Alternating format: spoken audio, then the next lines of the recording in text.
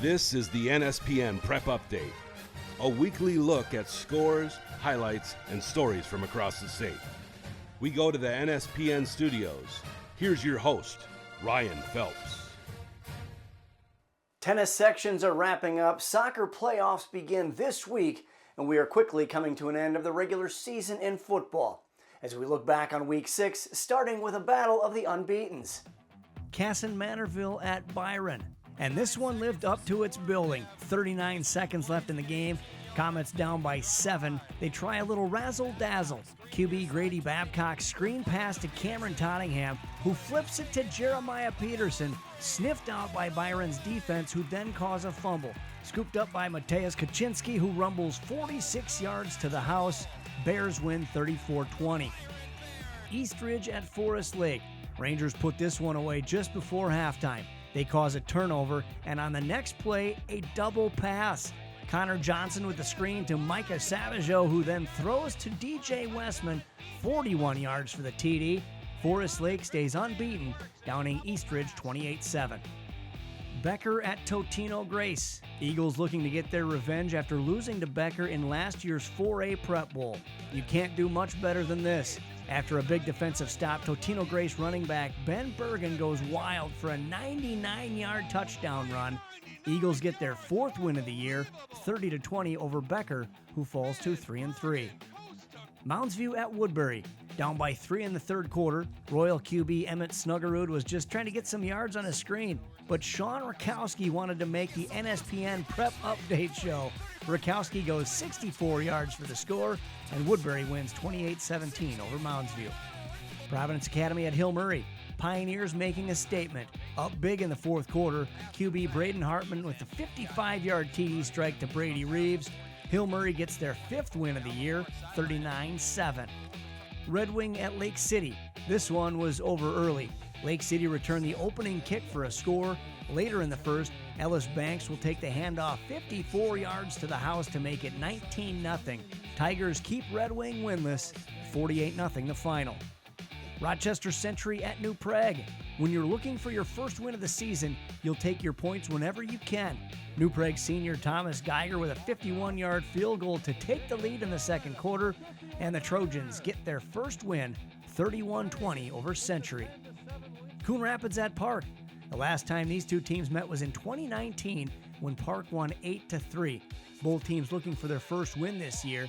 In the second quarter, Coon Rapids passer Aiden Snow finds Cyril Lafaka on the left sideline for a 41-yard touchdown. Cardinals beat the Wolfpack 9-7.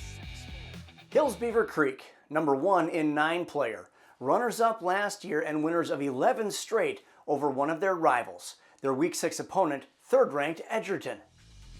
Another undefeated matchup, both 5-0. Second quarter, Brody Metzger with a 10-yard TD run. Hills Beaver Creek up by 20. They win 41-6 over Edgerton. Breckenridge at Lake Park Audubon. Breckenridge down early in the first quarter until Cooper Roberts gets the INT, 33 yards back for the pick 6. Cowboys wrangle on from there, 48-13 to stay perfect. Springfield at Sleepy Eye United. The Tigers' perfect season at risk against 1-4 Sleepy Eye. Parker Keene with a TD pass to Braxton Brown, and Springfield survives 28-22. Fergus Falls at Ricori. First quarter, Spartans by 7. Max Ferdine finds Maddox Abel for the 37-yard score. Ricori ends Fergus Falls' unbeaten season with a 34-12 victory.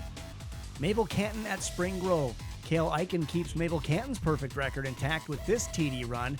Cougars over Spring Grove 26-20. Mountain Iron Buell at Barnum. Barnum says, "Don't forget about us in the Northeast Silver District." Logan Charbonneau hands off to Cooper Rock, who totes the rock 9 yards for the score. Barnum now moves ahead of MIB in the district standings with a 54-0 win. Staples Motley at Barnesville. Colby Tappy, protecting the Cardinals' perfect record, breaks tackles for the score. Staples Motley wins over Barnesville 20-16. Cromwell Wright at Bertha Hewitt. It was a night of long touchdowns. Drew Nyberg connects with Lane Gervais for a 65-yard score. Cardinals end Bertha Hewitt's unbeaten string, 36-20. Grand Rapids at North Branch. Rapids showing they belong in the 4A conversation. Jackson Rabbers with a 50-yard touchdown run, Thunderhawks roll over previously unbeaten North Branch 40-8. LeSueur Henderson at Jackson County Central. Roman Voss has a cannon for an arm, but we knew that.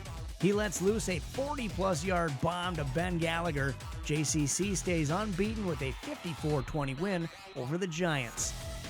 Orono at Marshall. Another team just hanging on to their unblemished record. Marshall sneaks by Orono 13-12 with an Andrew Stelter TD run in the fourth quarter.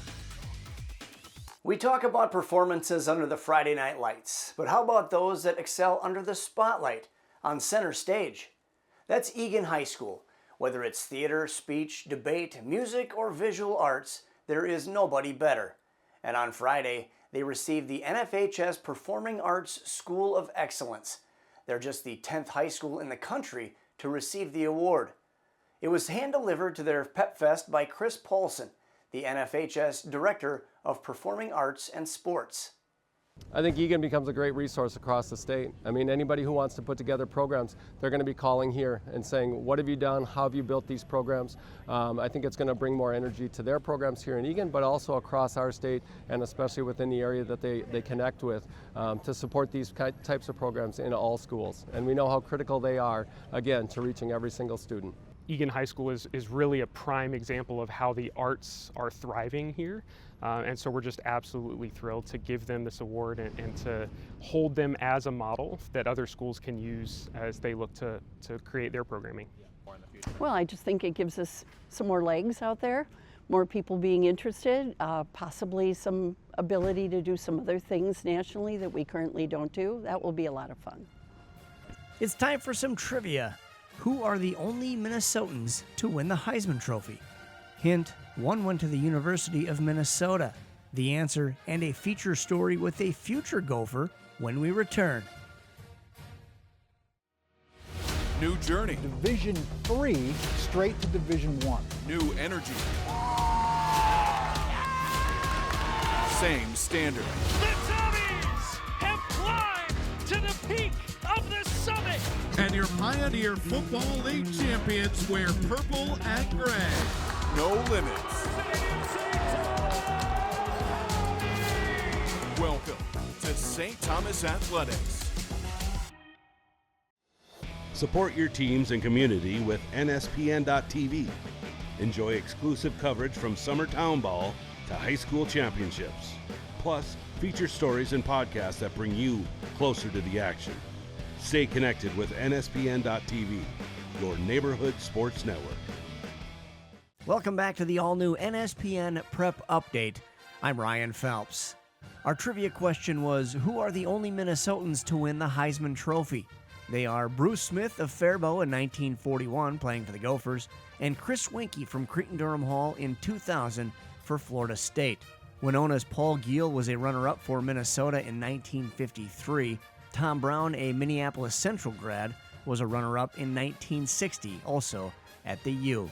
Giel, by the way, received 1,794 votes, the most ever to not win the award. It's been quite a run for Marshall Volleyball. Ranked number 1 in 3A, their only loss this year was to Lakeville South, number 1 in 4A. They faced another tough test in number 2 Mare Lutheran. Two high-quality teams, but this one was all Marshall, as they win in straight sets 3-0. Their lone loss this season was to Lakeville South on September 20th in the Apple Valley Invite. You saw it right here on NSPN.TV. Woodbury at Eastridge.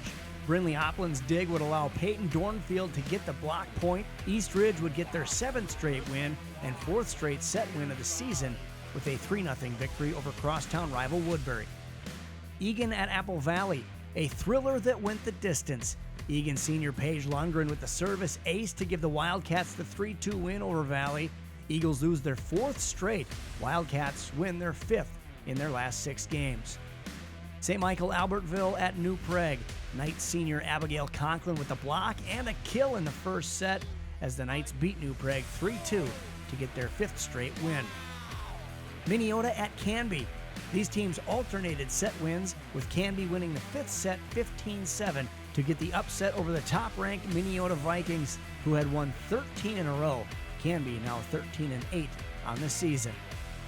At Centennial High School, they have a star in the making. Elena Hakey, whose volleyball talent has taken her around the world and eventually to the Gophers. Justin Barrientos has more. Though the sky is the limit for Elena Hakey now, volleyball wasn't her first choice of sport. Second grade, I actually wasn't interested. I was a big basketball player, and my sister played volleyball. My mom was like, you should just try it. I really didn't want to, but I agreed to it, and then I fell in love with it, and I've played it ever since. Hakey made the varsity squad at Centennial in 8th grade, and by her 9th grade season, she and her teammates made the state tournament. I mean, that was awesome. It was so surreal. It was me and 12 seniors, so we were just in it together, and it was super fun. Attention and offers from Team USA started coming in early on in her varsity career. I started getting invites to training series for National Team Development Program. Being able to do that and represent your country while playing overseas is something I've always dreamed of. Just being able to bring home the gold for our country was super cool. I think Elena does a really good job at prioritizing and categorizing where she is and what she is doing. Colleges saw the commitment to education and to the sport, and Elena fulfilled another dream by committing to play for the Minnesota Gophers next year. Growing up, like, my family's Gopher fans, so we went to games. It's just kind of a full circle moment growing up with being a Gopher family and then being a Gopher myself. And good things are what Elena Hakey hopes are on the horizon this year and in the years to come. I think if my body and time allows, I'd love to play after college. What that looks like, I don't know. Like, being able to stay in the USA pipeline throughout college and past would be super cool, but I'll just take whatever opportunities are given to me. At Centennial High School, Justin Barrientos, NSPN.TV. After the break, soccer highlights, including a first-ever conference championship. There's a new destination for all things Minnesota high school sports. It's called Strib Varsity. It's from the Minnesota Star-Tribune, so you know it's trusted. With a deep bench to cover all of Minnesota. We've rebuilt and relaunched our MM Prep hubs and added more sports, stories, streams, stats, scores, schedules. We have it all at Strib Varsity. Subscribe today at startribune.com/stribvarsity. Seedings are set in soccer. Check out the league site mshsl.org for all the brackets. This first matchup is a likely playoff pairing. We start with Simley at Hill Murray. Just one goal scored in this match, and it's by Simley. Luis Ramirez-Reyes will set up the corner kick, and Michael Hernandez-Ruiz was in the right place at the right time to get the game winner. Simley, ranked third in the 2A polls, moves to 13-1-1 on the season. Southwest Christian at Benilde St. Margaret's. Midway through the first half, BSM with a corner kick, some action in front of the net before Nick White finds the back of the net for the game's only score. Red Knights win 1-0 to finish the season 11-2-2. Minnehaha Academy at Blake, and Blake had 3 goals in their final home match of the year to go undefeated at home 9-0-1. Max Vesner, Landon Bell, and Oliver Brown all scored in the 3-0 victory. Tri-City United at Worthington and the Big South Conference Championship game. Tied at 1 in the 72nd minute, the free kick by Eustace Raid, fielded and delivered by Guillermo Tesua, 2-1 Titans. Worthington won't go away, they pressure till the end, but senior goaltender Nick Mendez keeps it a 1-goal game, and Tri-City United takes home their first ever conference championship in boys soccer with a 2-1 win. Mankato West at Faribault, regular season finale for both teams. The Falcons' G. Favreau lines up for a PK, but instead of taking the shot, taps it over to Abdakani Ahmed, who scores. Faribault wins 5-2, Falcons 10-4 on the year, top half of the tight Big 9 conference. Some girls soccer, Esco at Cloquet. Lumberjacks on senior night give their fans a gem. Mackenzie Lynch on the corner kick sets up Michaela Steyerwalt for the header. Lumberjacks win 3-1. Heritage Christian at Southwest Christian. Down by 1 with less than 10 minutes remaining in the match. Class 1A 7th-ranked Heritage Christian's Gertie Sandegger takes the pass from Lauren Sawicki and scores to earn a draw with 3rd-ranked Southwest Christian. 1-1 the final. Woodbury at Stillwater. After a save by Reese Elzen, Riley Lawrence hustles downfield to get the insurance goal, which turned out to be the game winner. Ponies beat Woodbury 4-2. Section playoffs begin this week statewide in soccer, and we'll have all the action right here on NSPN.tv. Here are some of our top games to keep an eye on. Some great volleyball and football this week, starting tonight. Class 3A number 2 Delano versus number 3 Benilde St. Margaret's. On Wednesday, more volleyball action. In Class 4A, third-ranked Maple Grove takes on Centennial, one of the top teams in the class versus one of the top players. Gopher recruit Elena Hakey and Centennial. On Thursday, more volleyball. Number 5 in Class 4A, Eastridge versus the 6th-ranked team in 3A, Cretin-Durham Hall. And some football action on Friday. We'll have number 6 versus number 7 in Class 5A, Matamidi versus Cretin-Durham Hall, as well as two of the best in 4A, 2nd-ranked Marshall versus number 4 Fergus Falls. That'll do it for this episode of the all-new NSPN Prep Update. We'll be back with more next week. For Hannah, JB, and the rest of the NSPN crew, I'm Ryan Phelps saying so long from the Neighborhood Sports Network. We'll leave you with this week's School Snapshot.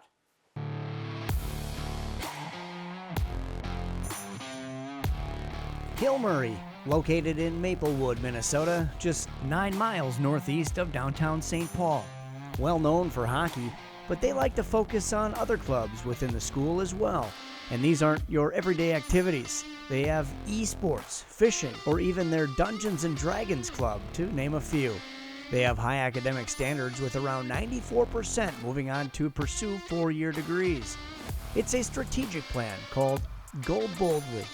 Simply put, they strive to be one of the finest independent Catholic schools in the country. Principal Liz Marin. They might go down to the chapel because we have a thing called Holy Moly, 10 minutes for your soli. So they have a little mini prayer service. It's really cute. Or, of course, the cafeteria is open, so a bunch of kids come down and get a snack or something like that. But really, they just hang out and talk, which is what we want them to do anyway. And they can't be on their phones. Haha. No phones because the focus is on faith and fellowship. They've accomplished that in the halls and on the playing field. They've been a staple at state tournaments for decades. With a huge fan base that lives and breathes the Pioneer tradition, they've hoisted 12 team state championships. Just last winter, the girls won the state downhill ski championship, with the gold medal going to Hillmurray Jr. Taylor Voigt, and 3 skiers finished in the top 5. But they're most known for hockey.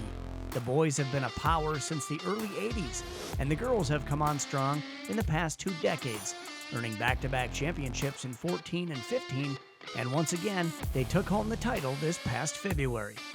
Yes, the school embodies high standards. It's academics, athletics, it's passion, in prayer, and puck.